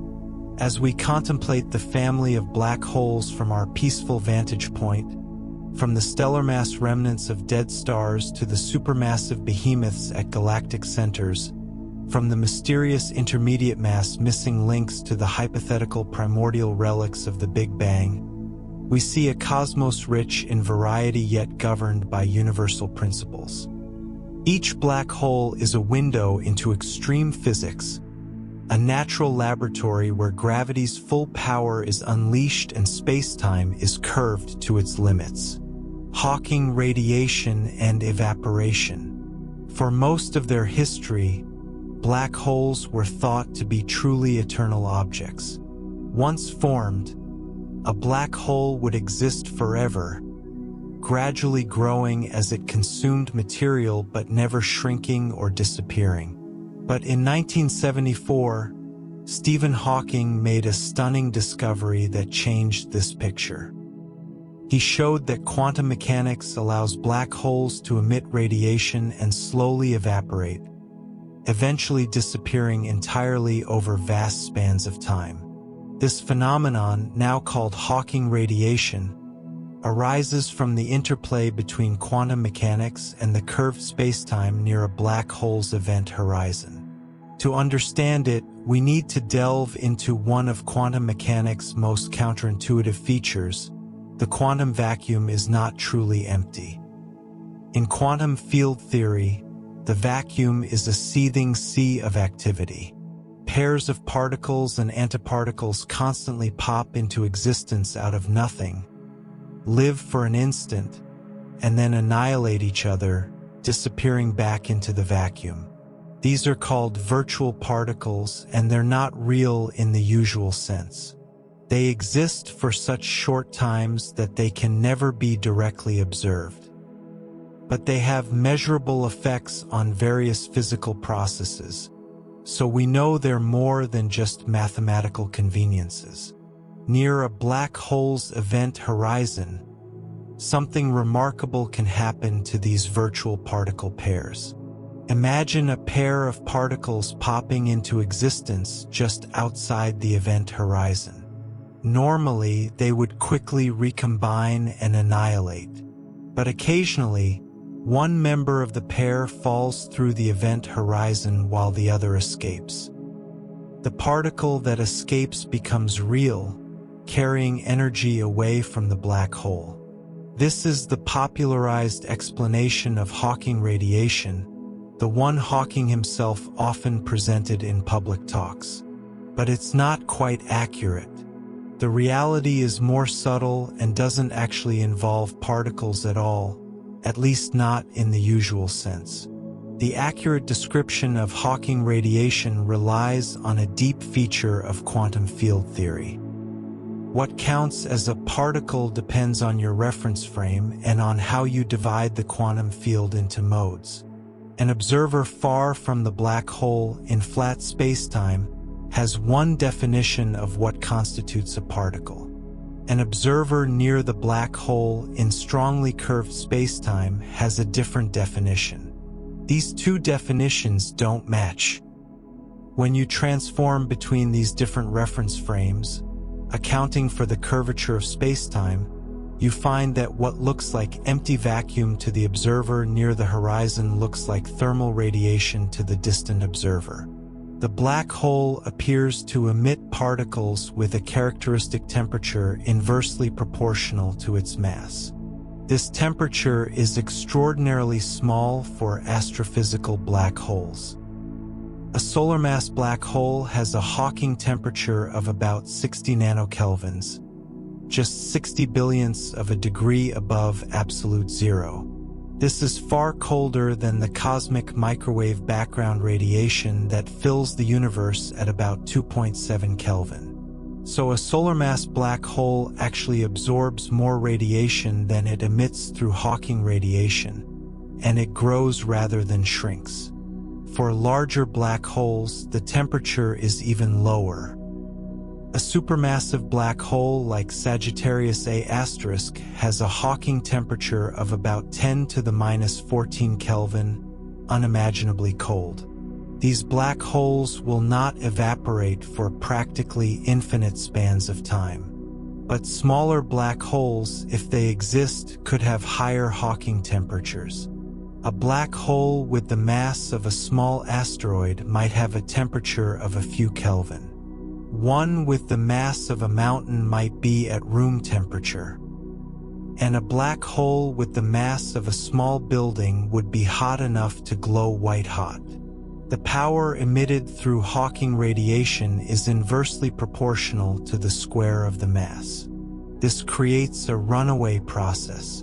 As a black hole emits radiation, it loses mass. As it loses mass, its temperature increases. As temperature increases, it emits radiation faster. The process accelerates, with the black hole getting hotter and brighter as it shrinks, until it eventually evaporates entirely in a final explosion. The timescale for this evaporation is enormous for even modest-mass black holes.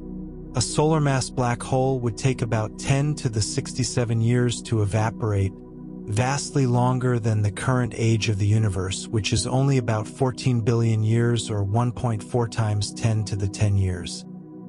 A supermassive black hole would take even longer, up to 10 to the 100 years or more. Only microscopic black holes would evaporate on short timescales.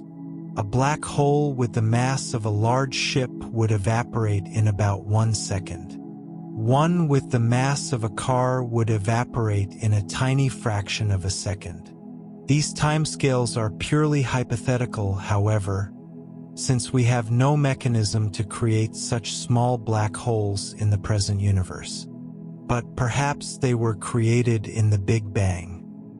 Primordial black holes, if they exist, could have any mass, including very small ones. A primordial black hole with an initial mass of about 10 billion kilograms would just be finishing its evaporation now, 14 billion years after the Big Bang. As it reached its final moments, it would emit a brilliant flash of gamma rays. Astronomers have searched for these gamma-ray flashes as possible evidence of evaporating primordial black holes. So far, none have been found, which places limits on how many small primordial black holes can exist. Either they're very rare, or they don't exist at all, or the calculations of Hawking radiation are somehow incorrect, though that last possibility seems unlikely given the solid theoretical foundations. Hawking radiation has profound implications beyond just the evaporation of black holes. It reveals a deep connection between gravity, quantum mechanics, and thermodynamics. Black holes have a temperature, and therefore they have entropy, a measure of disorder. The entropy of a black hole is proportional to the area of its event horizon, not its volume. This area-entropy relationship suggests a fundamental connection between information and geometry. This leads to one of the deepest puzzles in theoretical physics, the black hole information paradox. Quantum mechanics says that information can never be destroyed. If you know the complete quantum state of a system at one time, you can in principle calculate its state at any other time. But Hawking radiation appears to be purely thermal, carrying no information about what fell into the black hole. If a black hole completely evaporates, all the information about everything that ever fell into it seems to be lost, violating a fundamental principle of quantum mechanics. Resolving this paradox has occupied some of the best minds in physics for decades. Various solutions have been proposed. Maybe the information is encoded in subtle correlations in the Hawking radiation that we haven't calculated correctly yet. Maybe it's stored in some kind of remnant left behind after the black hole evaporates. Maybe the information leaks out through a quantum connection between the inside and outside of the event horizon. Maybe our whole picture of what happens at the event horizon needs revision. The jury is still out, but recent work using the tools of string theory and quantum gravity has suggested that information might indeed be preserved in the Hawking radiation through subtle quantum correlations. The calculations are extraordinarily complex, involving the mathematics of quantum entanglement, holography, and curved spacetime. But the emerging picture suggests that quantum mechanics might win after all, and information might not be destroyed. Regardless of the resolution, Hawking radiation teaches us that black holes are not truly black. They glow, albeit incredibly faintly, with a characteristic thermal radiation. They have a temperature and an entropy. They evolve and change, slowly evaporating over vast timescales. They are thermodynamic objects, governed by laws analogous to the laws that govern heat engines and refrigerators. This connection between gravity and thermodynamics is one of the most beautiful insights in modern physics. It hints at an underlying unity, a sense in which gravity, space-time, quantum mechanics, and thermodynamics are all different aspects of a deeper reality we don't yet fully understand. As we float peacefully in space, contemplating these glowing black holes, we're reminded that even the most absolute boundaries, even the event horizons from which nothing can classically escape, can be softened by quantum effects. The universe is subtle and interconnected in ways that continue to surprise us.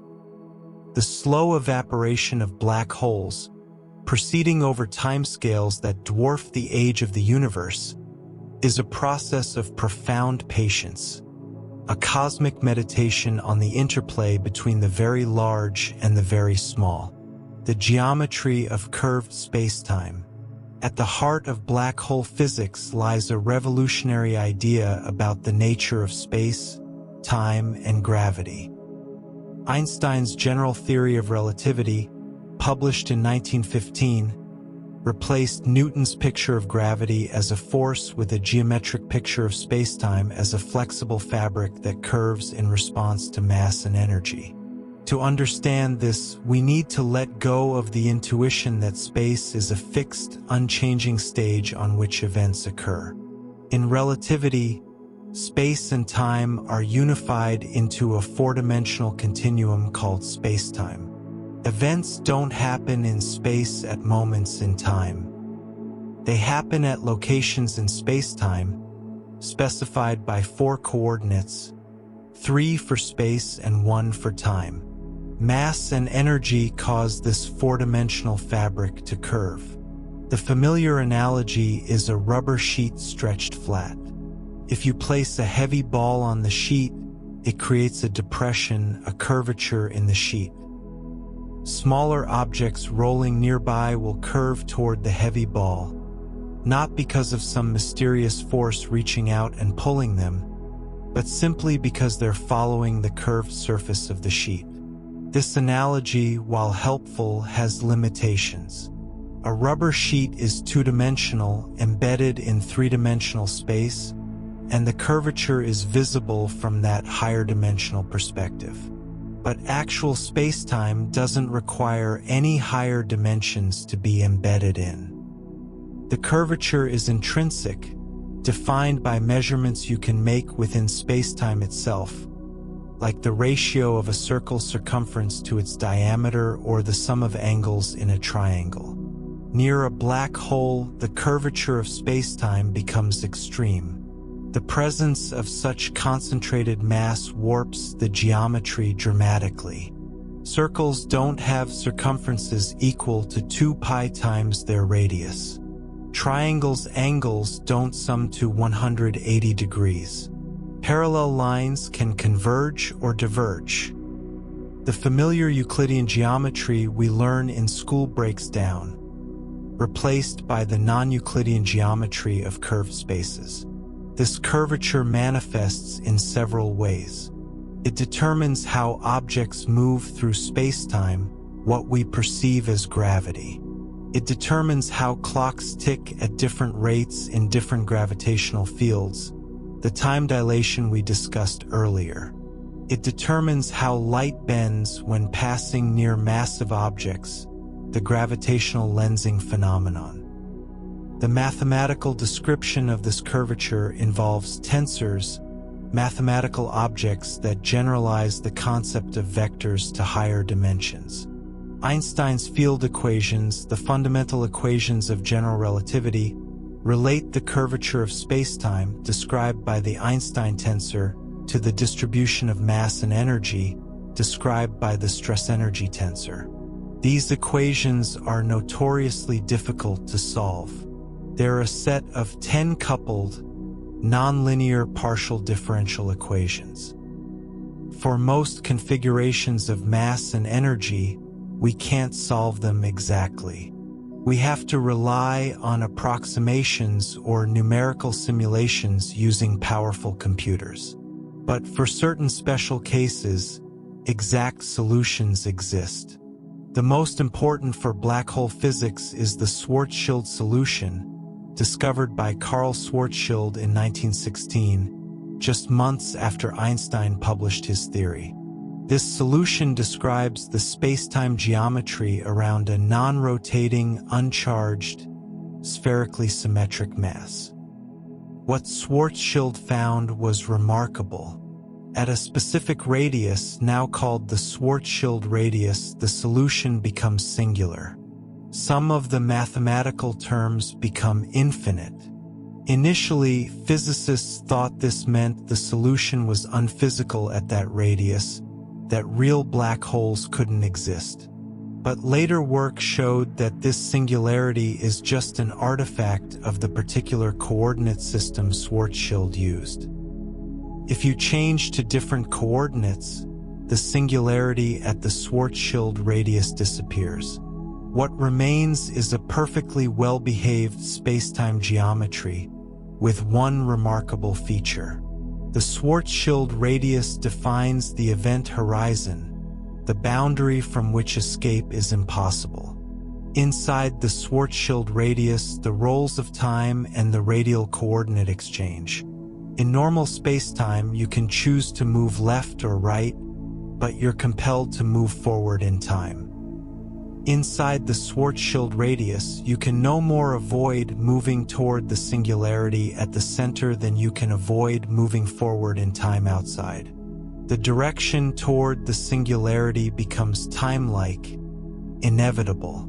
At the very center lies a true singularity, a point where the curvature of spacetime becomes infinite and our equations break down. This is a place where general relativity itself fails, where we need a quantum theory of gravity to make progress. For rotating black holes, the geometry is more complex. The solution was found by Roy Kerr in 1963 and is called the Kerr metric. Rotation drags spacetime around with it, a phenomenon called frame dragging. Near a rotating black hole, it's impossible to stay still. You're forced to rotate in the same direction as the black hole, carried along by the twisted spacetime. The Kerr solution has two event horizons for some parameters, an outer and an inner one, and a region called the ergosphere between the static limit and the outer event horizon where frame dragging is so strong that you can't stay still even though you can still escape. The singularity in a rotating black hole is not a point but a ring. These exact solutions have taught us an enormous amount about black hole physics, but they have limitations. Real black holes don't form from static or perfectly symmetric collapses. They grow by accreting chaotic matter. They merge with other black holes in violent collisions. To understand these dynamic situations, we need numerical relativity, solving Einstein's equations on supercomputers. Numerical relativity has made tremendous progress in recent decades. Scientists can now simulate the collision and merger of two black holes, showing how they spiral together, merge into a single larger black hole, and emit gravitational waves. These simulations predicted the waveforms that LIGO would detect, and the close match between theory and observation is a triumph of computational physics and observational astronomy. The geometry of spacetime near black holes also explains why time dilation and gravitational redshift occur. The metric, the mathematical object describing spacetime geometry, includes factors that relate proper time as measured by a local clock, to coordinate time, a time coordinate used by distant observers. These factors depend on the gravitational field, causing clocks at different positions to tick at different rates. Similarly, the metric describes how light propagates through curved spacetime. Light always follows null geodesics, paths through spacetime where the spacetime interval is zero. In flat spacetime, these are straight lines. In curved spacetime, they're the curved paths we observe as gravitational lensing. Studying the geometry of black hole spacetimes has revealed unexpected mathematical beauty. The equations have symmetries and conserved quantities. There are elegant relationships between different aspects of the geometry. Black holes in general relativity are described by remarkably simple solutions despite arising from the collapse of complex, messy matter. This simplicity, encoded in the no-hair theorem, says that all the information about the collapsing matter gets radiated away or absorbed into the black hole during the formation process, leaving behind a black hole characterized completely by just its mass, charge, and spin. Two black holes with the same values for these three quantities are identical, regardless of how they formed. This is both elegant and puzzling. It seems like information is being lost, which conflicts with quantum mechanics. Resolving this tension is part of the black hole information paradox we discussed earlier. The study of curved spacetime geometry has applications beyond black holes. It's crucial for cosmology, helping us understand the Big Bang and the evolution of the universe. It's important for understanding neutron stars, incredibly dense stellar remnants where gravity is strong but not quite strong enough to form black holes. It's relevant for GPS satellites, which must account for both the curvature of spacetime near Earth and the time dilation from their motion. But black holes remain the ultimate laboratories for testing general relativity in its most extreme regime. They're the places where curvature is strongest, where quantum effects and gravitational effects might merge, where our understanding is pushed to its limits. As we float in the peaceful void, contemplating the curved geometry of spacetime, there's something deeply satisfying about the idea that gravity, the force that keeps our feet on the ground and holds the planets in their orbits, is really just the curvature of the stage on which reality plays out. Mass and energy don't pull on things. They shape the very arena of existence, and everything else simply follows the contours of that shape. Black holes, in this view, are not violent monsters sucking in everything around them. They're simply regions where the curvature has become so extreme that the geometry itself creates a one-way membrane in spacetime.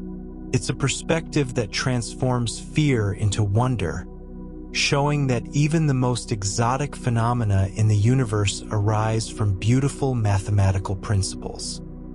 Black holes in our universe. Black holes are not merely theoretical constructs or distant abstractions. They're real physical objects scattered throughout the cosmos, influencing galaxies, shaping the evolution of the universe, and offering windows into physics at its most extreme. Let's explore where these enigmatic objects exist and how astronomers have detected and studied them. The closest known black hole to Earth is Gaia BH1. located about 1,600 light-years away in the constellation Ophiuchus. It's a stellar mass black hole, about 10 times the Sun's mass, orbiting a Sun-like star every 185 days. This binary system was discovered through careful analysis of the star's motion, which revealed the gravitational influence of an invisible massive companion. This discovery technique, using stellar motions to infer the presence of an unseen mass, has been employed successfully for decades. The first strong candidate for a stellar mass black hole was Cygnus X1, discovered in 1964. This system contains a black hole of about 15 solar masses orbiting a blue supergiant star. Material flowing from the star onto the black hole forms an accretion disk that emits intense X-rays, making Cygnus X1 one of the brightest X-ray sources in the sky. Since then, astronomers have confirmed about 50 stellar mass black holes in our galaxy through observations of X-ray binaries and orbital dynamics. But theoretical estimates suggest there could be tens or hundreds of millions of stellar mass black holes in the Milky Way. Most are isolated, invisible objects drifting through interstellar space, detectable only through rare gravitational lensing events or, in the future, through their gravitational influence on nearby stars. Supermassive black holes are found at the centers of most galaxies. Our Milky Way hosts Sagittarius A*, whose mass we've measured at about 4 million solar masses through decades of tracking stellar orbits. Some of the stars studied orbit so close to Sagittarius A* that they complete their orbits in just 16 years, reaching speeds of 2% of the speed of light. In the Andromeda Galaxy, our nearest large galactic neighbor, there's a supermassive black hole of over 100 million solar masses.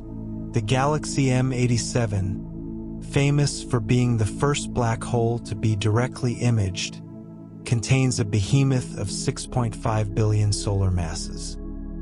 Some of the most massive supermassive black holes discovered exceed 10 billion solar masses, rivaling the total mass of all stars in some smaller galaxies. These supermassive black holes aren't evenly distributed. They're concentrated at galactic centers, suggesting they played a role in galaxy formation or that galaxies and their central black holes grew together. Observations have revealed a tight correlation between the mass of a galaxy's central black hole and the properties of the galaxy's central bulge of stars, hinting at a fundamental connection in how they formed and evolved. Some supermassive black holes are actively feeding, consuming large amounts of gas and dust. These active galactic nuclei can outshine all the stars in their host galaxies. The most luminous are quasars, visible across billions of light-years of space, shining with the light of trillions of suns from a region no larger than our solar system. The energy powering quasars comes from the accretion of matter onto supermassive black holes. As material spirals inward, friction heats it to millions of degrees, causing it to emit intense radiation across the electromagnetic spectrum. Some quasars also produce powerful jets of material shooting out perpendicular to the accretion disk at near-light speed, creating structures that can extend for millions of light-years. The number of quasars was much higher in the early universe. When we look at distant galaxies, we're looking back in time because light takes time to reach us. The farther away a galaxy is, the younger it was when it emitted the light we're now seeing. We observe that quasars were far more common when the universe was younger, suggesting that black hole feeding was more vigorous in the past when galaxies were forming and merging more frequently. The detection of black holes has been revolutionized by gravitational wave astronomy. When two black holes orbit each other closely, they emit gravitational waves, ripples in space-time that carry energy away from the system. This causes the orbit to decay, bringing the black holes closer together until they merge in a violent collision that emits a final burst of gravitational waves. The first direct detection of gravitational waves occurred on September 14, 2015, when LIGO observed the merger of two stellar mass black holes about 36 and 29 solar masses, creating a final black hole of 62 solar masses. The 3 solar masses of difference was converted to energy and radiated away as gravitational waves. Since then, LIGO and Virgo have detected dozens of black hole mergers, revealing a population of black holes we couldn't detect through electromagnetic observations. Some of these mergers involve black holes more massive than expected from stellar evolution theory, suggesting either that our models need revision or that some black holes have grown through previous mergers. Gravitational wave detections have also confirmed predictions of general relativity with remarkable precision. The waveforms observed match theoretical calculations to within the measurement uncertainty, providing yet more evidence that our understanding of spacetime curvature is correct. Future gravitational wave detectors, both ground-based and space-based, will extend our reach to more distant and more massive black holes. The space-based LISA mission, planned for the 2030s, will detect supermassive black hole mergers across cosmic distances, observing events from the early universe and studying the population of black holes over cosmic time. Black holes also influence their surroundings in ways that affect the evolution of galaxies. The energy output from active galactic nuclei can drive powerful winds that blow gas out of galaxies, regulating star formation. This feedback process is thought to be crucial in explaining why the most massive galaxies stop forming stars, having converted most of their gas into stars or expelled it through AGN-driven winds. The jets produced by some supermassive black holes can also affect their surroundings on enormous scales. These jets can inflate huge bubbles in the intergalactic medium, the diffuse gas between galaxies, depositing energy and preventing that gas from cooling and forming new stars. In galaxy clusters, the largest gravitationally bound structures in the universe, the central supermassive black hole's activity can balance the cooling of the cluster's hot gas, maintaining a stable configuration over billions of years. Astronomers are also searching for black holes of intermediate mass, those between stellar mass and supermassive. These are harder to find because they're not in bright X-ray binaries like stellar mass black holes, and they're not massive enough to dominate galaxy centers like supermassive ones. But some candidates have been found in dense star clusters and in the outer regions of some galaxies. Understanding the full population of black holes across all mass ranges is crucial for piecing together the history of black hole formation and growth. Did supermassive black holes grow from stellar mass seeds, gradually accreting matter and merging with other black holes? Or did they form from direct collapse of massive gas clouds in the early universe, starting with intermediate or large masses? The observational evidence is still incomplete, but each new detection adds to the picture. The study of black holes in our universe has also revealed surprising connections to fundamental physics. Black holes are natural laboratories for testing general relativity in extreme conditions. They're the places where quantum mechanics and gravity intersect, raising profound questions about the nature of space, time, and information.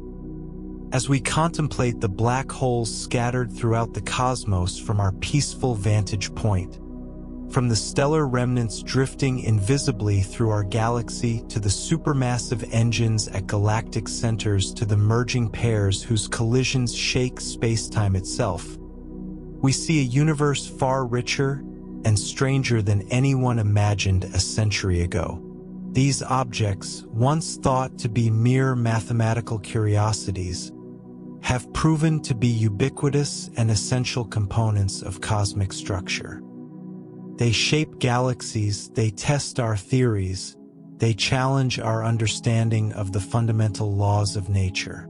And yet, for all their power and mystery, they follow predictable rules, expressions of the same physical principles that govern falling apples and orbiting planets. As our journey through the serene strangeness of black holes draws to a close, let's take a moment to simply float here in the cosmic quiet and reflect on what we've explored together. We've traveled to the edges of space and time, to regions where clocks slow to a crawl and light itself must bow to the curvature of existence. We've seen how time is not the rigid metronome we imagine but a flexible dimension, stretching and compressing according to the will of gravity. We've stood at the threshold of event horizons, contemplating that ultimate boundary between the knowable and the hidden, understanding that crossing such a threshold in a supermassive black hole might be surprisingly gentle, at least at first. We've watched matter spiral in glowing accretion disks, converting gravitational potential into brilliant radiation before taking its final plunge into darkness. We've learned that black holes come in all sizes, from stellar remnants to galactic giants, each teaching us something different about gravity, space-time, and the evolution of the cosmos. We've discovered that even the absolute blackness of an event horizon can be softened by quantum effects, that black holes glow faintly with Hawking radiation and will eventually, over timescales beyond comprehension, evaporate entirely. Through it all, we've found that these objects inspire not fear but wonder, revealing that the universe operates according to beautiful mathematical principles even in its most extreme manifestations. The violence of spaghettification and the peace of time dilation are two sides of the same coin, both arising from the elegant geometry of curved spacetime. As you drift back now from this cosmic meditation, back to your daily life with its concerns and hurries, perhaps you'll carry with you a bit of the perspective that black holes offer, a reminder that time itself is not the enemy, that moments can stretch into eternities, that even at the universe's most extreme boundaries, there is structure, order, beauty waiting to be understood. If you've enjoyed this journey into the slow time inside black holes, I'd be grateful if you'd take a moment to like this video and subscribe to the channel. Your support helps us create more deep dives into the peaceful mysteries of science and the cosmos. Until next time, may your thoughts be as vast as space and your rest as deep as the cosmic void. Sleep well.